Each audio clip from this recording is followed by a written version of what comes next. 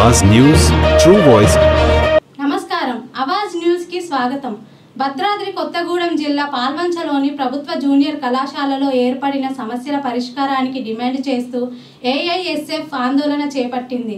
మధ్యాహ్న భోజనం, మంచినీటి సదుపాయం, మౌలిక వసతులు కల్పించాలని సంస్థ జిల్లా కార్యదర్శి వరక అజిత్ డిమాండ్ చేశారు। పెండింగ్ లో ఉన్న స్కాలర్షిప్ ఫీజుల విడుదలకు ప్రభుత్వాన్ని కోరారు। మౌలిక వసతుల సదుపాయం లేక అనేక ఇబ్బందులు పడతా ఉన్నారు।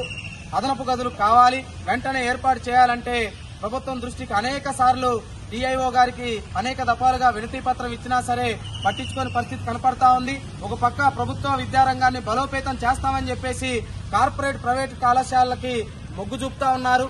ఇవాళ పాలంచ ప్రభుత్వ జూనియర్ కళాశాలలో విద్యార్థులు అధిక సంఖ్యలో అడ్మిషన్లు అయి ఉన్నారు। అయినా సరే ఆ విద్యార్థులను పట్టించుకునే నాదులే లేడు। చుట్టూ కాంపౌండ్ వాల్ లేక పాములు, జర్రులు, తేళ్లు అనేక రకాలుగా విద్యార్థులను కుట్టి విద్యార్థులకి ప్రాణాలపై అవకాశం ఉంది।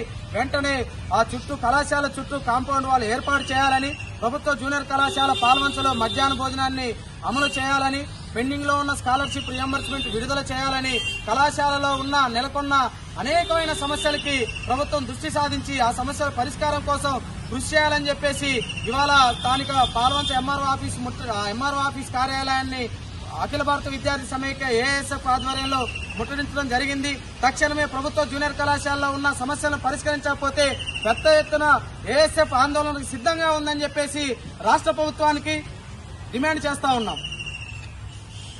స్కాలర్షిప్ రియంబర్స్మెంట్లను విడుదల చేయాలి, పెండింగ్ లో ఉన్న స్కాలర్షిప్ ఫీజు రియంబర్స్మెంట్ ను విడుదల చేయాలి, పెండింగ్ లో ఉన్న స్కాలర్షిప్ ఫీజు రియంబర్స్మెంట్ ను భర్తీ చేయాలి, ప్రభుత్వ జూనియర్ కళాశాలలో ఖాళీగా ఉన్న లెక్చరర్ పోస్టులను భర్తీ చేయాలి, ప్రభుత్వ జూనియర్ కళాశాలలో ఖాళీగా ఉన్న లెక్చరర్ పోస్టులను జిందాబాద్ జిందాబాద్ జిందాబాద్ జిందాబాద్ జిందాబాద్ జిందాబాద్ జిందాబాద్ జిందాబాద్ అమలు చేయాలి ప్రభుత్వ జూనియర్ కళాశాలలో